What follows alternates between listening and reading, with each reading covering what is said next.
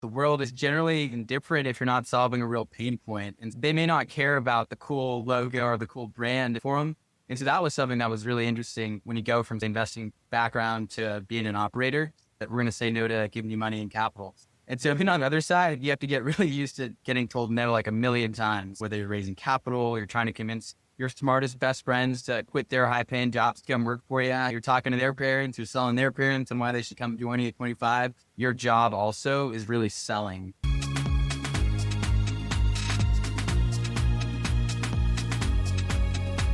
It's time to reinvent.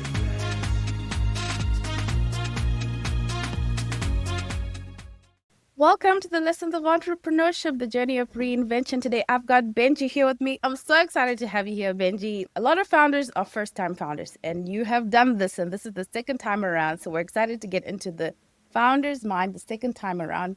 I'm just going to give people a bit of a background.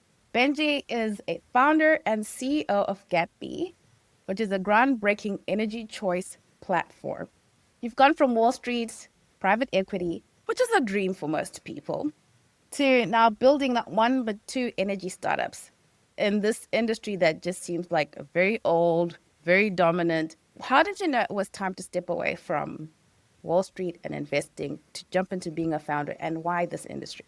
Yeah, I guess there are probably two parts to it. For me, I thought Wall Street was awesome. I loved doing energy investing. I was at Morgan Stanley Energy Partners. And so you get to see a lot of really great companies. You get to invest with really great management teams. And that's funny to think about. I was like 24 at the time. I started Nutiliti at 25. But I think for me, I've always been interested in energy. I grew up in Houston, which is the energy capital of the world. My family's in energy. You end up just surrounded by it. And so I was always passionate about the industry. And I think when you spend enough time meeting with management teams and they've discovered really good solutions for problems within the space, it became more obvious to me that, man, it would be really exciting to be on the other side of the table. There was a lot I was learning from investing in these companies, et cetera. But I think what I got really excited about was, hey, these are just ordinary people, right? That were able to raise capital, build a team. They saw a problem and then they built a solution for it. Obviously, there's a lot of prestige and status associated with doing private equity. For me, I was like, hey, it'd be really cool to go be an operator. And so that's what really led me to it, at least to leave Morgan Stanley at the time. And obviously the energy business, there are a lot of different places where you can think about energy, right? Whether it's extracting oil out of the ground or your solar or renewables or you're transporting energy. But electricity and infrastructure utilities is something I also spend a lot of time in. I was very compelled by the unsexiness of it. I think there are a lot of really cool, sexy industries out there. I think there are industries that are not as sexy, where there are a lot of problems that go overlooked because founders don't really want to go build products there. And so I decided on utilities, and I've been in utilities the last 5 years, both the companies. Yeah, when I saw that, I said utilities. Okay, and utilities again? Okay, we've got to talk about this because it's something that we're not seeing that someone is seeing that's really important there. I like that you talked about your in-depth knowledge of the industry, which I think sometimes the industry seems like you can't think about getting into it because you don't know enough or you don't have enough of a background. So I'm interested, you jump into being an operator. What are the surprising things that you had to either learn or you had to unlearn from the world you come from? When you're investing in companies, you say no a lot, all the time to people, right? You're always like, hey, no, we thought you had an interesting idea or an interesting platform, whatever, but we're going to say no to giving you money and capital. And so being on the other side, you have to get really used to getting told no like a million times. So that was one big sort of shock. I think the other part of it is the world is generally indifferent if you're not solving a real pain point. And they may not care about the cool logo or the cool brand if it's not solving a real problem for them. And so that was something that was really interesting when you go from the investing background to being an operator. So much of your job also is really selling. And so that's also something that's totally different than being an investor. You're not selling as much. You're more focused on evaluating deals, looking for great companies to invest in, et cetera. Whereas when you're an operator or you're starting a company, you're really selling everyone, right? Whether you're raising capital, you're trying to convince your smartest best friends to quit their high paying jobs to come work for you. You're talking to their parents, you're selling their parents and why they should come join you at 25 and all that kind of stuff. And those are some of the biggest, I think, differences between the two jobs, at least. Did you enjoy the process of selling before, or was it something that you just had to switch gears? That shift from now needing to sell is a really big hurdle for a lot of people. So I'm interested, like, how did you approach it? I'm a pretty social guy. And so I've always felt comfortable meeting new people, getting to know them. And so for me, sales is like a natural extension of that, right? When we were starting the company, you spend so much time getting to know potential customers. And it's really just conversational. I think it's a learned skill over time, right? Getting people to trust you, to trust that, hey, when you're asking about their problem, that you can actually build something for them. Sales is something that can only really be learned by reps and getting to know people and doing things and being uncomfortable, if that makes sense. That's the way I thought about it. It totally makes sense. I'm interested to know, you're telling your friends and you're saying to them, hey, you've got a really great job and a really great life, and this has been your dream, but walk away from it and come and join me. That point where you're thinking to yourself, because you don't know if this is going to be a success or not. You're not Totally. sure. You're hoping and you're committed to it, but you're not sure. What is your thought process in that? Because I think a lot of people get to that point of, okay, you need the best people. What can you offer the best people to walk away from their already good thing that they're in? Yeah, the really challenging part about getting really talented people is that they're already making a lot of money. My co-founders are coming from Microsoft. My other co-founder came from Goldman. And so you can't really just entice them with dollars. For me, everything that I've told people that have come and gotten to work with me in my companies is that, hey, you're going to have a ton of autonomy. You're going to work on a really interesting problem, with really impressive people. And more importantly, like just that freedom and independence is something that I think a lot of people really crave. And so I think being able to articulate, hey, how can we cross the gap of not having any customers, not having any capital? My view was, if I can convince them that I'm going to be able to sell as hard as I can and we'll be able to get customers and we'll generate revenue, all you have to have is a little bit of faith in me. That sort of made it a lot easier to bring people on. And I think the mission of the company has to resonate with folks. And I think that can sometimes be challenging if you're not SpaceX and you're putting people on Mars, right? But I think being able to say, hey, we're impacting the lives of hundreds of thousands of consumers with our product, that actually resonates quite a bit for some folks, right? So interesting. Now, tell us, Benji, because energy, old industry, not the first thing people think about when they're thinking of jumping into entrepreneurship and being an operator. I'm thinking dominated by governments or big corporations. But the mission you had, maybe you can speak to that so that we can follow your story. Yeah, sure. I think for most people, when they think about their utilities, no one's ever been like, utilities are fun, right? Most people will generally have not a great view of monopolies, utilities, sort of complex billing structures and practices. And that's the case in markets really all over the world, right? You have areas or countries where energy is deregulated and you can actually pick your own energy provider. In the US, you have 16 states approximately that have that. And in Texas, you have 7.2 million people that can pick their own energy provider, right? Which is awesome. And really what I found was that a lot of people really struggled with making an educated choice. And a lot of folks are on really predatory plans or expensive rates. They don't know how to sift through all the different energy providers. So for some context, there are over 50 energy providers in Texas that you can choose from, right? And so those individual providers have tens of plans as well. And so you can start to understand how complicated and how intimidating it is for an everyday person to come in and make an educated decision. And so the mission for us was, hey, how can we take a process that's incredibly opaque and complicated and make it really simple for consumers to find an affordable and reliable energy plan? And how can we do it in a way that feels like a modern platform, looks like what you'd expect from Expedia or Kayak or Robinhood, et cetera. And so that's been our mission. And we've like really underpinned that with our features. But that was the goal. Electricity expenses are generally the second most expensive thing outside of your mortgage and your rent. And so it's something that people look at every month. And we thought to ourselves, if we can help people save some money here, that'd be pretty cool. It's such a powerful mission because even if you're given the choice, you don't know what you're looking at. Totally. It's just like guesswork. I guess if that one is cheaper, that's the thing with a lot of people. And it's that monthly bill that you don't think you can change very much.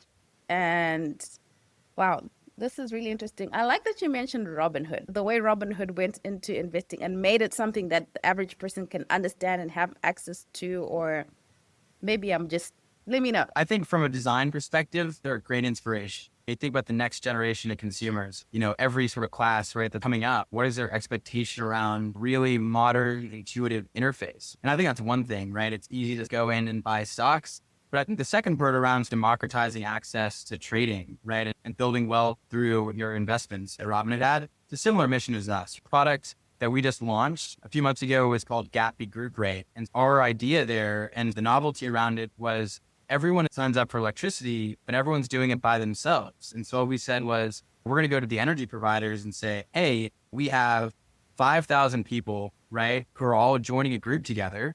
And we want you guys as the energy providers to bid your lowest rates, and the lowest rate wins, right? And so now you're introducing buying power to a bunch of consumers that were signing up for electricity by themselves, but because they're signing up at the same time, now you're getting that group buying power, which lowers the rate materially and drives serious savings. And so we think it's what we call the power to the people approach. If you can get communities together, if you can get people to align together, that actually drives that bulk purchasing power, like Costco is another example, et cetera. You're getting these bulk savings. And so I think Robinhood is a great example of that, right? How do you arm the rebels, like the little guys, so then they can compete with these big incumbents or big utility providers that exist in the market, if that makes sense. Oh, absolutely. I see. It's a revolutionary thing for energy. Having control over your energy is something that hasn't been there since probably people had energy of fire. That was the only way you could control your own energy. And people felt really pushed around by the forces around energy, especially you think of places where it's very cold and the heating and just feeling helpless to that. Wow. Very interesting. Tell us about your first startup. Challenges in hindsight. You can see them better. Any top of mind moments of breakthrough that you can speak to? Yeah. So the first company that we started was called Nutiliti, current one called Gatby. And Nutiliti was really focused around utility bill pay, right? The whole idea was, hey, if you have roommates, for example, right, we're going to help you split the bills for your water, your gas, your electricity, your internet. And ultimately, it's grown a ton. And basically, now Nutiliti is doing utility billing for large property managers. So when renters are moving into a house, for example, it's helping them split their bills and invoicing them for the water and gas that they're using and consuming. There are a lot of lessons, right? Ultimately, the company I founded, the second one, was actually a spin out of the previous company I started.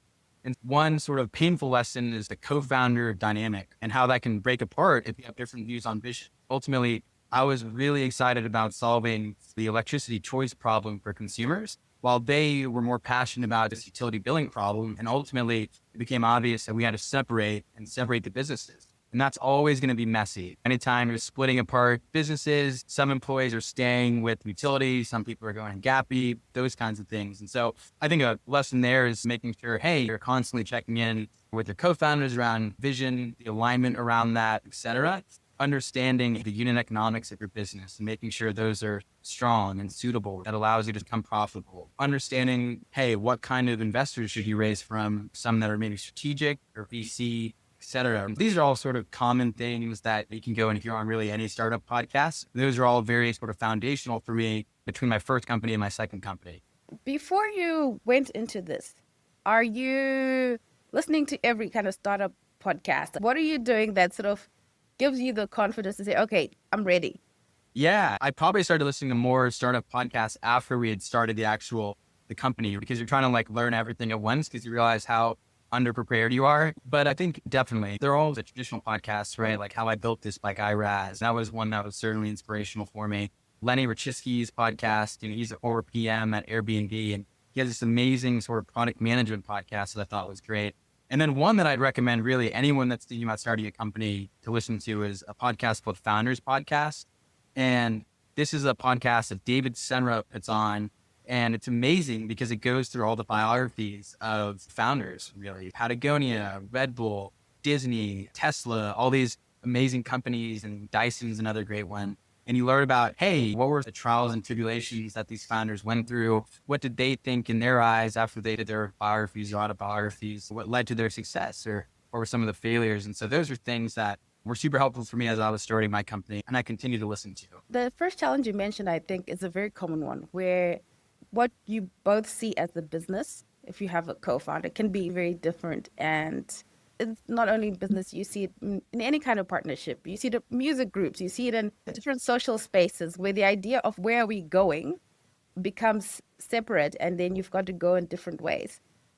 Second time around, knowing that the relationship between the co-founder and the mission and the vision. What are you doing actively to keep the vision for yourselves, both of you, and the entire team as well? For Gatby, for example, I'm the sole board member. So ultimately, I get to say, hey, this is where we're headed. That's what I believe, whether we're right or wrong. It's not really a decision by committee. And so I would say that was the biggest sort of tactical thing for the second company that I focused on. Hey, you know what? We're going to just have myself. This is going to be the team that we're going to build around, right? This is where we're headed. Obviously, you know that things can change, but ultimately, hey, there's not a decision by committee, which complicates a lot of the decision-making process, right? And so it's true to what I believe we should be headed and where we go next. And I think that is probably the biggest thing. But I would also say with the communication in any relationship, in any partnership, relationship, employees, your founding team, communication is so important. And so really every week communicating, hey, this is where we are. This was the past. This is where we're headed. Here's what's changing. Here's what's not changing. Making sure everyone's still aligned, they're swimming the same direction, I think is so critical. And communication is such a big part of that with your partners and employees and team members. How much of an influence do investors have in this process? Because I'm thinking that if you've got the co-founder and then you've got the investors and then you've got to manage all those expectations and all those opinions and directions. From your experience? Yeah, it's a great question. For me, especially at Gatby, having really aligned investors before we even raised capital, saying, hey, this is where we're going. If you're highly convicted in this, just like we are, right, then, hey, come on into the cap table. We're going to let you invest. But if you're not, we don't let you invest, right? Because you really do want that perfect alignment. And investors are super great. Really at both my companies, they've been spectacular. And a lot of it's been because they have the gray hairs, right? I was 25 when I started Nutiliti and I was 28 when I started Gatby. There is a lot of life and a lot of painful lessons that I haven't been able to experience yet, but they have. And so they've been a really great sounding board when we're thinking through hiring decisions. We're thinking through go-to-market strategy. We're thinking through building scalable systems for a firm. And how do you, as you grow revenue and as you grow your employee count, how do you make sure that culture stays the same? And they're a really great resource bank to draw on. A lot of them are within the energy industry. So they're able to give us really good context around what's happening in the market, right? Hey, what are some things that perhaps myself or my team members are missing that they see in their day-to-days that could improve our product, right? Could be better for consumers, be better for the overall offering of Gatby. And so that's been awesome. I can't tell you, how wonderful it's been having really great and supportive investors that understand a lot about our business, because I have a lot of friends that have raised for investors, they're founders as well, that have raised for investors where incentives were misaligned. And that's a really painful experience. I have a buddy that got fired from his company. He was VC backed in Austin and he got fired. And that was really painful. And it really illustrates the power of having really great investors behind you and why being perhaps more deliberate or slower is really important. That's a gem right there, because I think sometimes when you haven't done it, you think it's just about the money and the experience of someone, but understanding those finer things that can really tear a relationship apart and really being aligned on what it is that you're trying to do. So thanks for telling us that, Benji. As a founder, you're learning at the same time, you're executing, and you're thinking ahead. How are you balancing those three things? And what are you doing? Because I'm thinking, what does the day of a founder look like, or the week of a founder look like in terms of those three activities? Because that's a tricky thing to balance. Yeah, it's really tricky. I think the really nice part about my job is that once you have a really great team that you've delegated a lot of really great execution work to, and you trust them, it's like a tank. You've got different people driving the tank, looking up, all these different sort of things all working together in a cohesive way. For us, it all starts with the customer. And so I'm trying to do customer interviews every other day and ask them about our roadmap. Hey, is this a feature you would use? Why or why not? It's asking them about our current kind of product offering. Hey, what do you think about it? And that really also helps inform what's happening from a business perspective. I spend a lot of time looking at the data of, hey, how many people are coming to our website and how many people are signing up for electricity plans? Could we have made it easier for someone? Like, we'll go in and watch user sessions. Hey, what buttons were people clicking on? Should we have provided more detail or context there? And so it's really creating an intersection between our product roadmap and what customers are doing and experiencing live. And the past is data analysis we do to say, hey, how many people are signing up for electricity through our platform? What are our customer support KPIs looking like? All those kinds of things. The present is basically managing, hey, what is our pipeline of sales? What do our marketing channels look like? How are we doing there? Maybe it's investor correspondence, right? Maybe it's doing one-on-ones with team members. Maybe it's doing a new hire recruiting, right? Which we just brought on a new engineer, right? I'm meeting a new potential engineer candidate in Chicago, right? So spending time there and then thinking ahead part happens in the background. Okay, where is Gatby in our life cycle? what does our roadmap look like for the next 3 years, right? How can we continue to deliver more value to our customers? Are there new markets we want to expand to? And so it's really hard to balance. I think at any given moment, maybe you're spending a lot of time doing past analysis, present and future. I never really know if you can hit that equilibrium, but that's the way we generally try to think about this stuff. Yeah, and thank you for sharing that, because it's something that you don't know. Am I focusing too much on one thing, or am I doing the right thing? Am I doing what I'm supposed to be doing? What are other people doing? You ask yourself those questions. And I think it's interesting that you mentioned that the first one is the recruiting. If you've got the right people, then that allows you to be able to try to juggle that easier. The first time you're hiring, how are you approaching it? Are you going after people you already know? Are you going into the general market? Yeah, the best candidates we've brought on are people that we've known from our network, that are trusted and known. And we know, hey, they're excited about our mission, right? They're 1 degree separated. I think we always try to either our network or our friends' network or people that have worked with these folks professionally. And then obviously, of course, we use the same sort of job posting websites you guys know, but we have to be more diligent there of, hey, can we talk to some of your former bosses, right? Reference checks and tell us more about yourself. And it's more thoughtful because obviously you're trying to get that same level of detail that we would have gotten from someone in our network, right? But we're looking for people that are excited about what we're doing, people that are passionate. Ultimately, this isn't Goldman Sachs, right? And all you care about is prestige and status. Like, this is really not the place. Ultimately, you have to be excited about delivering really great products for consumers at scale. And we like people that are honest, all the sort of great traits, honest, kind, hardworking. We love people that love being outdoors. We're big skiers. We do an annual ski trip. We always ask jokingly, hey, do you know how to ski? And if someone says no, we say, we'll teach you how to ski. We love people that enjoy the outdoors. We love people that love live music. And generally, we look for folks like that. And ideally, they come through our network. But over time, we've brought people from other places too. So what's the culture at Gatby? Getting the form of the culture through the recruiting. If someone was to ask you, like, what's the culture here?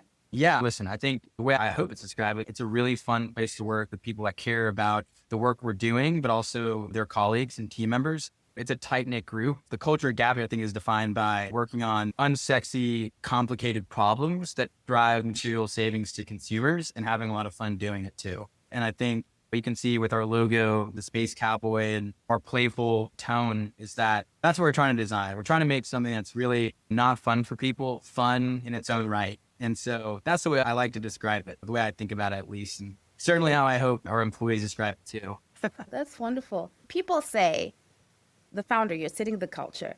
And it's easy to hear that, but what does it look like for you, the founder, if you're thinking I'm setting the culture? Longer hair for sure. When I was in private equity, my hair was way shorter. I was just messing around. But I think it's embodying sort of our values, right? I sit at the same desk with all my teammates. There's no nice, cushy office for me. It's a really flat structure. And we have a rule that's like the best idea wins. You could be a junior level employee, but if you have the best idea and what's going to serve our consumer better, it's going to make our company better, then we'll do it. And I think for me, trying to embody sort of our core values, right? But also getting to know every single one of our employees too, and learning, hey, how can I be a better leader and leveling up as well has been a big part of it, I think. What's been your biggest leadership lesson? Oh, I think the biggest leadership lesson for me is that try to find what someone is uniquely qualified to do. They may not even know it, but look at where they're delivering most value to your company.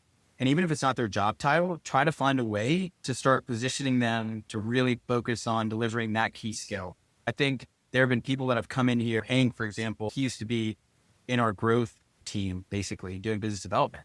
And what we discovered was he was really interested in the operations of what we do and really the product ops and really linking the customer journey to building products and the roadmap and feature development. And so he has this amazing textbook resume that makes him an amazing salesperson and an amazing BD guy. But what we found was that not only was he more passionate about ops, but also he was more uniquely qualified to be successful there.